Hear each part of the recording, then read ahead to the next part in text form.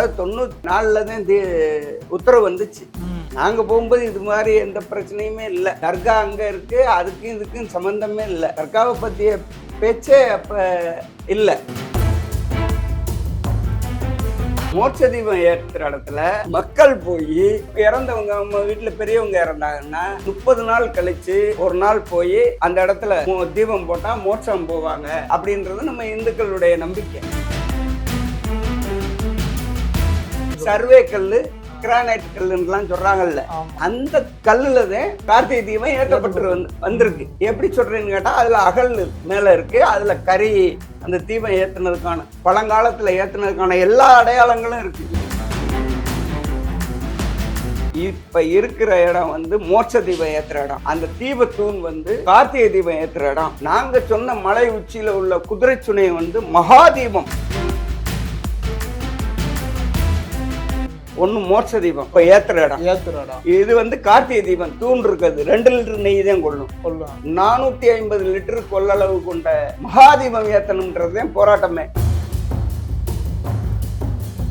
அது சுடுகாட்டுல வச்சு சுபகாரியம் பண்ணிட்டு இருக்கான். இவன் பூரா சோம்பேறிய. முதல்ல அப்பெல்லாம் இந்த பிரச்சனையே கிடையாது. அனைவருக்கும் வணக்கம். நம்முடன் திரு பெரி செல்லத்துறை அவர்கள், இந்து மகா சபையோட மாநில துணைத் தலைவர். திருப்பரங்குன்றம் கார்த்திகை தீபம் இப்ப மிகப்பெரிய அளவு விஸ்வரூபம் எடுத்து வந்துட்டு இருக்கு. இந்த கார்த்திகை தீபம் இந்த விவகாரத்துல பாத்தீங்கன்னா கிட்டத்தட்ட ஒரு 30 வருஷமா பயணிக்கக்கூடியவர். 1991 காலகட்டங்களிலேயே தீபம் ஏற்ற முயற்சி செய்து மலையேறியவர், இன்னும் தொடர்ந்து போராடி கொண்டிருப்பவர். இந்த கார்த்திகை தீபத்தூண் வந்து இப்ப அது மேல இருக்கிற மலை உச்சியில இருக்கிற கார்த்திகை தீபத்தூண் வந்து அது சர்வேக்கள், கார்த்திகை தீபத்தூணே கிடையாது அப்படின்னு அரசியல் பிரமுகர்கள் சில தெரிவித்தவர். இந்த சூழ்நிலையில அந்த மலை உச்சியில இருக்கிற கூடிய அந்த கார்த்திகை தீபம் குறித்து, அந்த தூண் குறித்து நன்கு அறிந்தவர் திரு ஐயா அவர்கள். அவரிடம் அந்த தூண் குறித்த வரலாறு, பல விஷயங்கள் அவர் நேரில் கண்ட வரலாறு, அதாவது 90 காலகட்டங்கள்ல அவர் அந்த தூண்ல போய் அது எப்படிப்பட்ட வடிவமைப்புல இருந்துச்சு எல்லாம் நன்கு அறிந்தவர். அவரிடம் நிறைய விஷயங்கள் தூண் குறித்து கேட்போம். வணக்கம் ஐயா. வணக்கம். வணக்கம். இப்ப வந்து மெயினா இப்ப இந்த கார்த்திகை தூப பிரச்சனைக்கு அப்புறம் தான் அது சர்வே தூண் அப்படின்றாங்க. இப்ப அந்த கார்த்திகை தீபத்தூண் நீங்க 90 காலகட்டங்களே போய் பார்த்தவங்க. அப்படி இருக்கும்போது அது என்ன தூணு சார்? கார்த்திகை தீபத்தூணா, தீபத்தூணா? அதை பத்தி உங்களுடைய. அது கார்த்திகை தீபத்தூண் 1991ல 1வது மாசம் நாங்க போய் ஒரு 7 பேர் நாங்க அந்த கார்த்திகை தீபத்தை ஏத்தணும் அப்படின்னு சொல்லிட்டு, நீண்ட காலமா நின்று போய் இருக்க தீபத்தை ஏத்தணும்னு சொல்லிட்டு அங்க இருக்கக்கூடிய மக்கள்லாம் விருப்பம் தெரிவிச்சதன் காரணமாக, அப்ப இந்து முன்னணியுடைய மதுரை மாவட்ட செயலாளராக நான் இருந்தேன். அப்ப அந்த காலகட்டத்தில் மதுரை மாநில தலைவரா ராஜகோபாலன் இருந்தார். அவர்கிட்ட வந்து இந்த கோரிக்கையை வச்சாங்க அந்த பகுதி மக்கள். நீண்ட காலமா அந்த தீபத்தூண்ல தீபம் ஏத்துறது, தீபம் நின்றுச்சு, அதை வந்து நீங்க முயற்சி எடுத்து ஏத்துறதுக்கு நீங்க முயற்சி எடுங்க, நாங்க கிராம மக்கள் எல்லாரும் நாங்க உங்களுக்கு ஒத்துழைக்கிறோம் அப்படின்னு சொன்னாங்க. அதன் அடிப்படையில 1991ல நாங்க ராஜகோபாலன், நான் அப்ப எனக்கு வயசு ஒரு 23-4, அந்த காலகட்டத்துல நாங்க போய் மலையில ஏறி பார்த்தோம். பார்க்கும்போது அந்த தீபத்தூணு 6.5 to 7 அடி இருக்கும் உயரம் மேல. அப்ப நானே ஏறி, என்னை சிறுவன், போனதுலயே நான் தான் சிறுவன், என்னை ஏற சொன்னாங்க. தூண் மேல கட்டிப்பிடிச்சு மேல ஏறி பார்த்தேன். பார்க்கும்போது ஒரு அகல், அந்த தூண்ல இருக்க ஒரு அகல், அந்த அகல்ல ஒரு 2 லிட்டரு அளவுக்கு நெய் ஊத்தி பொருத முடியும். சரி, இதில் வந்து தீபம் ஏற்றணும்னு சொல்லிட்டு ஒரு முயற்சி எடுக்கும்போது, அடுத்த வாரம் மறுபடியும் நம்ம இதுக்கான ஏற்பாடுகள் பண்ணுவோம் அப்படின்னு சொல்லிட்டு வந்துட்டோம் பார்த்துட்டு. அப்போ வந்து பார்த்துட்டு கீழே இருக்கக்கூடிய ஒரு மண்டபத்தில் அடுத்த வாரம் உட்கார்ந்து அந்த மக்களோட சேர்ந்து ராஜகோபாலம் மாநில தலைவர் நான் எல்லாரும் இருந்து பேசும்போது அதில் ஒருத்தர் சொன்னார், மேலே குதிரை சுனை திட்டில் போய் ஏற்றினா தீபம் பெருசாக தெரியும். இப்போ இருக்கிறது வந்து இந்த 2 லிட்டர் நெய் ஊற்றி இந்த பகுதியில் ஒரு பகுதி மட்டும்தான் தீபம் தெரியும். அதாவது ம். நீங்க சொல்றது வந்து இப்ப இருக்கிற மலை உச்சியில இப்ப நீதிமன்ற தீர்ப்பு வழங்கி இருக்கு இல்லையா, ஆ, அந்த தூண் வந்து ஒரு 2 லிட்டர் அளவு தான் நெய் பிடிக்கிற அளவுக்கு மேல வந்து முடியும். ஆமா ஆனா அன்னைக்கு நீங்க என்ன முடிவு பண்றீங்க, இதை விட இன்னும் மேல உச்சியில போய் அடுத்து குதிரை சுனை திட்டுல போய் ஏத்தணும்னு முடிவு பண்றீங்க. ஆமா ஓகே ஓகே. அந்த 2 லிட்டரு நெய் தான் கொள்ளும். ஏற்கனவே தீபம் ஏத்துனதுக்கான அடையாளம்லாம் இருக்கு அதுல. இருக்கு. ஆமா, தீபம் ஏத்துனதுக்கு அடையாளம். தீபம் வந்து 100 வருஷத்துக்கு முன்னாடி நின்று போச்சு. அதனால வந்து இதுல ஏத்தணும்னு சொல்லிட்டு தான் மக்கள் கூட்டிட்டு போறாங்க. அந்த இடத்துல பார்த்துட்டு இது 2 லிட்டர் நெய் ஊற்றி ஒரு பகுதி மட்டும்தான் தெரியும். சரி சரி. மேல போய் பெரிய திருவண்ணாமலை போன்று ஒரு பெரிய குப்பரை வச்சு ஏத்தனோம்னா எல்லா பகுதி மக்களுக்கும் 30 கிலோமீட்டர் சுற்றளவுக்கும் தெரியும். இது 1 கிலோமீட்டர் கூட தெரியாது அப்படின்னு சொல்லிட்டு நாங்க மேல ஏறுறோம். மேல ஏறும்போது குதிரை சுனை திட்டு இப்ப இருக்கக்கூடிய இந்த தர்கா 15 மீட்டருக்கு அப்பால எங்க வேணாலும் தீபம் ஏத்திக்கலாம்னு நீதிமன்ற உத்தரவு இருக்கு. அப்பயே இப்ப அதுக்கு பின்னாடிதான் அதாவது 94ல தான் உத்தரவு வந்துச்சு. நாங்க போகும்போது இது மாதிரி எந்த பிரச்சனையுமே இல்லை.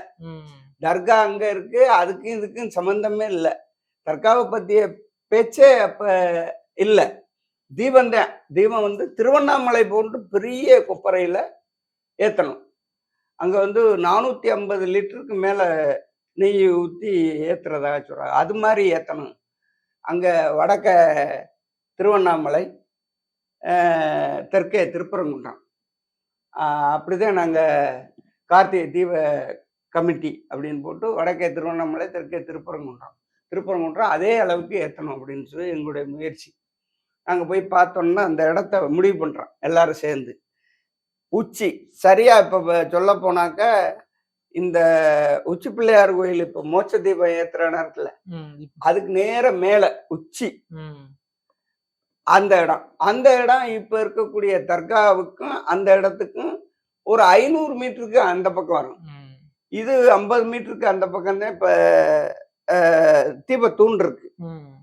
அதனால நம்ம மேலதான் ஏத்தணும்னு சொல்லிட்டு முயற்சி எடுத்து நம்ம போகும்போது அப்ப இங்க தீபம் எல்லாம் இங்க கிடையாது. எந்த தீபமுமே ஏத்த கிடையாது. அதாவது அப்ப வந்து மோட்ச தீபம் ஏத்தக்கூடிய இடத்துல கூட கார்த்திகை தீபம் ஏத்தல. மோட்ச தீபம் ஏத்துற இடத்துல மக்கள் போய்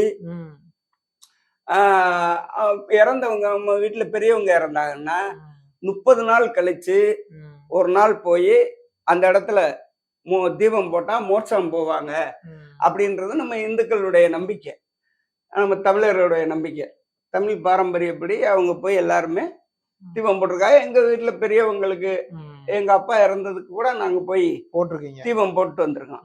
அந்த மாதிரி எல்லா பகுதி மக்களும் ரொம்ப சில கோயில்கள்ல சில பேருக்கு பிடிச்ச கோயில்ல போய் தீபம் போடுவாங்க. அதே மாதிரி அந்த மோட்ச தீபம் போடுறது என்னாலும் கார்த்திகை தீப தன்னை கார்த்திகை நட்சத்திரத்துல வந்து ஏத்துறது கிடையாது. அது என்னாலும் அதுல போய் தீபம் போடுறது வழக்கம். அப்ப கார்த்திகை தீபம் எங்க ஏத்தப்பட்டுச்சு? இந்த இப்ப இருக்க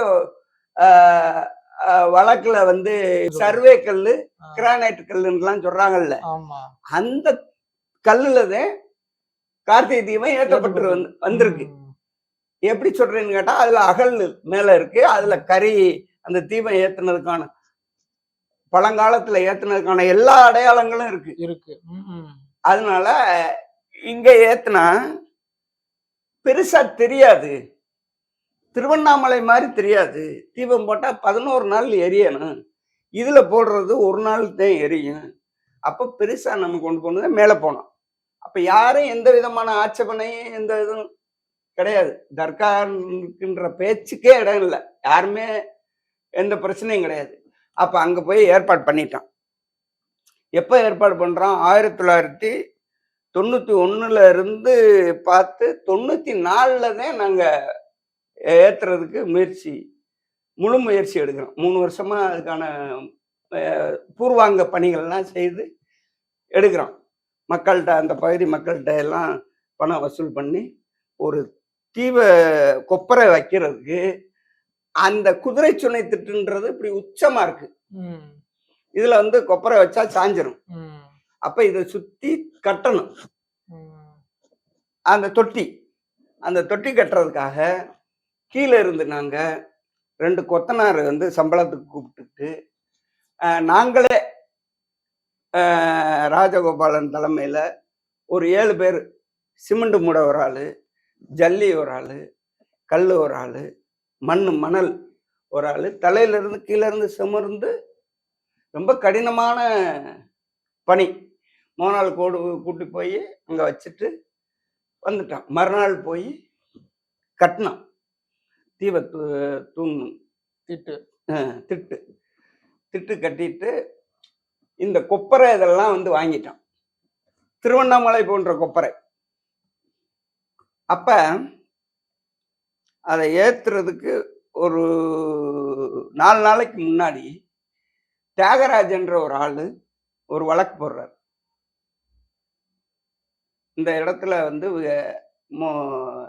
தீபம் ஏத்துனா மேல இருக்கக்கூடிய அந்த தர்காவுக்கு இடையூறு ஏற்படும், அதனால இந்த தீபத்தை ஏத்த விடக்கூடாது அப்படின்னு சொல்லிட்டு ஒரு ஸ்டே, ஹைகோர்ட்ல ஒரு ஸ்டே வாங்கிறாரு. அந்த தியாகராஜன் யாருன்னு கேட்டாக்க இந்து முன்னணியில எங்களோட பயணிச்ச ஆள்.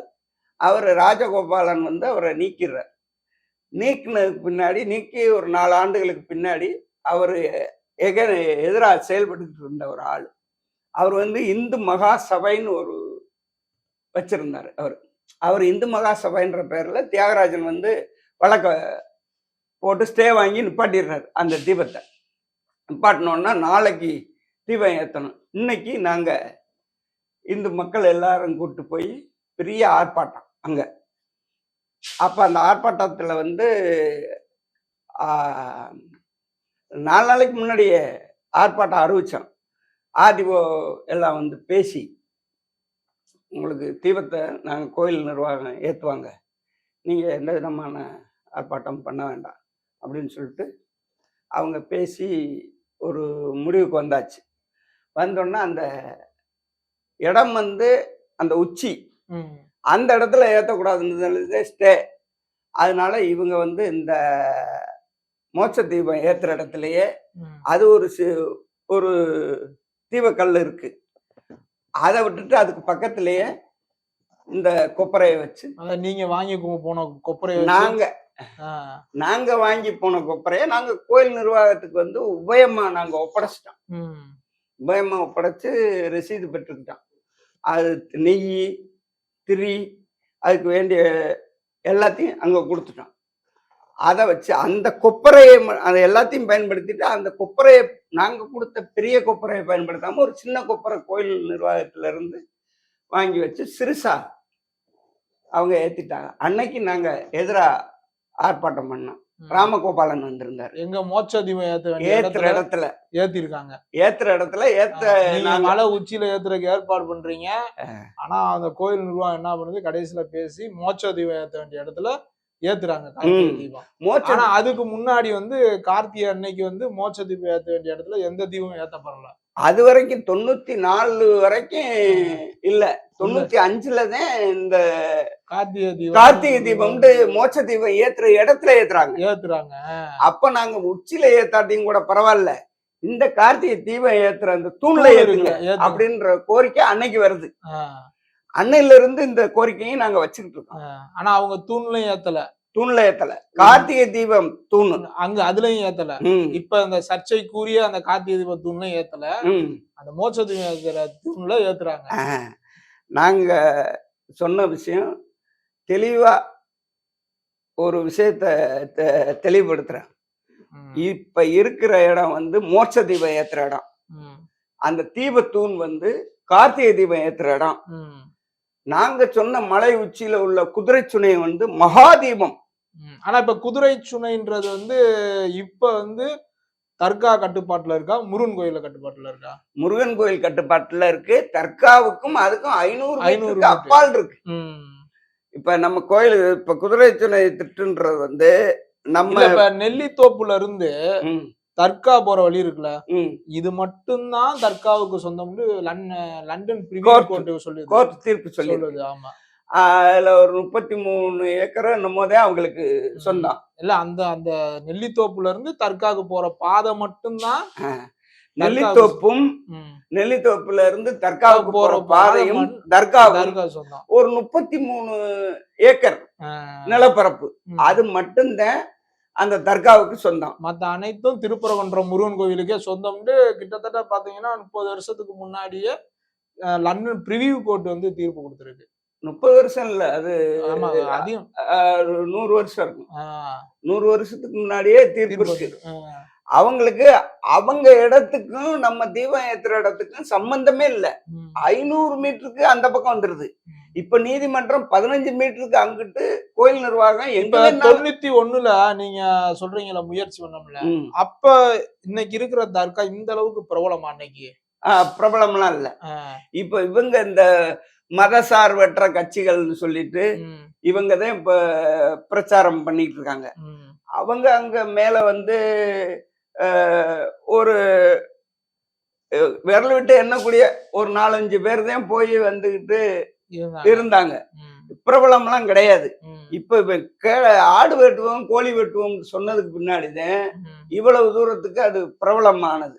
அங்க ஆடு வெட்டுறதும் கிடையாது, கோழி வெட்டுறதும் கிடையாது. ம், அவங்க வந்து தொழுகை அந்த சந்தனக்கூடு அந்த இது நோன்பு நாள் அங்க அப்ப வந்து கூட்டமா போய் அந்த ஒரு நாள் மட்டும் தொழுதுட்டு வந்துருவாங்க. அங்க வந்து எந்த விதமான அசைவ விருந்தும் கிடையாது. ம். அங்க இப்ப புதுசா அதை உருவாக்குறாங்க. இந்த தீபத்தூண் வந்து நான் சொல்றது 3 விஷயமா பிரிக்கிறேன். ம். ஒண்ணு மோட்ச தீபம், இப்ப ஏத்துற இடம். ஏத்துற இடம் இது வந்து கார்த்திகை தீபம். தூண் இருக்குது, 2 லிட்டர் நெய் தான் கொள்ளும். கொள்ளும். 450 லிட்டர் கொள்ளளவு கொண்ட மகாதீபம் ஏத்தணும்ன்றதுதான் போராட்டமே. ம், இப்ப இந்த அதுக்கு அவங்க ஒத்துக்கிறாதனால இதையாச்சும் ஏத்துங்கன்னு சொல்லிட்டு அன்னைக்கு கோரிக்கை வச்சான். ம், இருக்கு தூண் இருக்குல்ல, தூண்லயாச்சும் ஏத்துங்க, மேல ஏத்துறதுக்கு ம், நீங்க ஒத்துக்க மாட்டீங்க அப்படின்னு சொல்லிட்டு இதுக்கும் ஒத்துக்கிற மாட்டேங்கிறா. இதுதான் தொடர்ந்து நாங்க அன்னையில இருந்து பல போராட்டங்கள்ல என்ன கைது பண்ணி சிறையில் அடைச்சிருக்காங்க. மலையில தடை மீறி ஏறினதாக. நாங்க தீபம் ஏத்துறதுக்கு போனதுக்காக என்ன இப்ப திருமாரன்ஜி ம். இந்த பார்வர்ட் பிளாக் ஆமா தென்னிந்திய பார்வர்ட் பிளாக் நிறுவன தலைவரா இருக்காருல்ல, அப்ப அவர் இந்து முன்னணியில இருந்தாரு. ஆனா இப்ப திருமாரன்ஜியும் கிட்டத்தட்ட 30-40 வருஷமா அந்த இதுக்காக போராடிட்டு வர்றாரு இல்லையா? 1991ல இருந்து இருக்காரு அவர். அதாவது இந்த கார்த்திகை தீபத்துக்கு அவரும் தன்னுடைய இளம் வயதுல இருந்து தொடர்ந்து 91ல இருந்து போராடிட்டு வர்றாரு. 91ல இருந்து அவர் தொடர்ந்து போராடிட்டு வர்றாரு. ஒவ்வொரு ஆண்டுமே அவர் சிறை சென்றுகிட்டு தானே இருக்காரு. வருஷ வருஷம் சிறை செல்றாரு. இதுக்காக இவர் நிறைய அர்ப்பணிச்சிருக்காரு. ஆமா, 94ல தான் இந்த தீபம் 94ல தான் இந்த கோர்ட்டு தரவு. 95ல இருந்துதான் இப்ப இந்த உச்சி பிள்ளையார் கோயில்ல அந்த மோட்ச தீபம் இருக்கிற இடத்துல நாங்க வாங்கி கொடுத்த அந்த கொப்பரை, அந்த நெய், அந்த தீபம் மக்கள் தமிழர்கள் வாங்கி தந்த அந்த உபகரணங்களை கொண்டு சூடம், அந்த திரி, அந்த நெய், அந்த கொப்பரை இதெல்லாம் தமிழர்கள்ட்ட நாங்க வசூல் பண்ணி தந்தது. அதை வச்சுதான் இப்ப இங்க மோட்ச தீபம் இடத்துல அந்த தூண்ல ஏத்தாம பக்கத்துல ஒரு உயரமான இடத்துல வச்சு ஏத்திட்டு இருக்காங்க. இது அன்னையில இருந்து நம்ம ஏற்கல. எப்படின்னாடா அந்த தீபம்ன்றது கார்த்திகை தீபம்ன்றது தூண்ல தான் ஏத்தணும், மகாதீபம்ன்றது மலை உச்சியில குதிரை சுனை திட்டுல ஏத்தணும். இப்ப நீ ஏத்துற இடம் வந்து மோட்ச தீபம், இது கார்த்திகை தீபம் ஆகாது. இது வந்து இறந்தவர்களுக்கு ஏத்தக்கூடிய அந்த இடத்துல இப்போ உதாரணத்துக்கு சுடுகாட்டுல போய் நம்ம சுபகாரியம் பண்ண முடியுமா? முடியாது. அதான் அது சுடுகாட்டுல வச்சு சுபகாரியம் பண்ணிட்டு இருக்கான். இவன் பூரா சோம்பேறிய முதல்ல அப்ப எல்லாம் இந்த பிரச்சனையே கிடையாது. அப்ப வந்து மலையில போய் அந்த எங்க வேணாலும் தீபம் ஏத்தலாம். அந்த அவங்களுக்கு ஒதுக்கப்பட்ட ஏரியா தவிர்த்து நெல்லித்தோப்பு, அந்த பாதை, அந்த தர்கா இருக்கிற இடம் தவிர்த்து எங்க வேணாலும் தீபம் ஏத்திருக்கலாம். அப்ப எந்த விதமான ஆட்சேபனையும் யாரும் கிடையாது. இன்னைக்கும் முஸ்லிம்கள் வந்து அவங்க ஆட்சேபனை பண்ணல.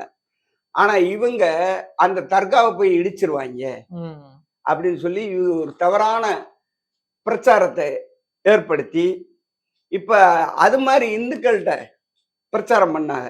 அப்ப நாங்க கிராமமா போய் சொன்னோம், நம்ம வந்து உங்க மக்கள் விருப்பப்பட்டது. நான் இப்ப மேலூர்ல இருந்து வர்றேன், மதுரை மாவட்டம் தான். மேலூர்ல இருந்து நாங்க வர்றோம்.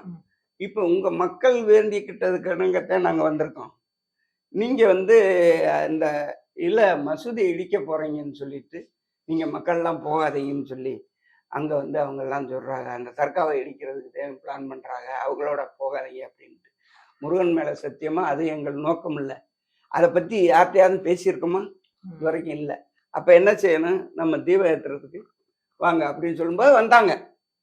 அப்ப எல்லாம் எந்த பிரச்சனையும் இல்லை. கோயில் நிர்வாகம் வந்திருந்தா ஏத்திட்டு போயிருப்போம். இவன் வரல. அதுக்கப்புறம் தான் 1994 தான் வந்து வழக்கு.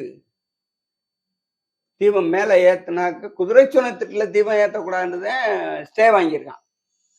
குதிரை சுனத்திட்டுல அவங்க பிளான் பண்ணியிருக்க இடத்துல, முடிவு பண்ணியிருக்க இடத்துல ஏற்றக்கூடாதுன்ட்டு. அப்ப அந்த ஸ்டே வாங்கணும்னா அந்த இடத்த பூரா நாங்க கட்டியிருந்ததை பூரா போலீஸ் ரெவன்யூ வச்சு இடிச்சு எடுத்தாங்க. அதுக்கு எதிராகத்தான் நாங்க போராட்டம் பண்ணோம். போராட்டம் பண்ணா எங்களை எல்லாரையும் சிறையில் அடைச்சி வச்சுட்டு இவங்க மோட்ச தீபம் ஏத்துற இடத்துல ஏத்திட்டாங்க. இந்த வருஷம் போட்டா அடுத்த வருஷம் நம்ம மாத்தி ஏத்திடுவோம் செய்வோம் அப்படின்னு சொன்னாங்க. வருஷம் எங்களை போராட விட்டு சிறையில இதுல கல்யாண மண்டபத்துல அடைச்சி அங்க இருந்து காலையில போவோம், எங்களை 6 மணி வரைக்கும் அடைச்சி வச்சு திறந்து விட்டுக்கிட்டே இருக்காங்க. போன வருஷம் வரைக்கும் இந்த வருஷம் வரைக்கும் அடைச்சி வச்சு திறந்து விட்டுருக்காங்க. எங்களெல்லாம் போன வருஷம் ரிமாண்டுக்கு கூட்டி போயிட்டாங்க. அதுக்கு அப்புறம் போய் ஜட்ஜு வந்து ரிலீஸ் பண்ணி விட்டாரு எங்களை ஒரு 10 பேரை போன வருஷம். இந்த வருஷம் அங்கே மண்டபத்தில் போய் அடைச்சி வச்சு அனுப்பிச்சி விட்டாங்க. இது தொடர்ந்து திரும்ப இருந்துச்சு. நாங்கள் ஒரு அதில் ராஜகோபால் இருந்துச்சு, ஏஆர் காளிதாஸ்ஜி அவங்கெல்லாம் மரணம் அடைஞ்சிட்டாங்க. அதுக்கு பின்னாடி நாங்கள் அவங்க விட்டு சென்ற பணியை தொடர்ந்து நாங்கள் போராடிக்கிட்டே வர்றோம். எங்களுடைய இலக்கு கார்த்திகை தீபம் ஏத்துற இடத்துல ஏத்தணும், மகாதீபம் ஏத்தும் தொட்டிக்கு எங்களுடைய போராட்டம் தொடரும். ஓகே, ரொம்ப நன்றிங்க சார்.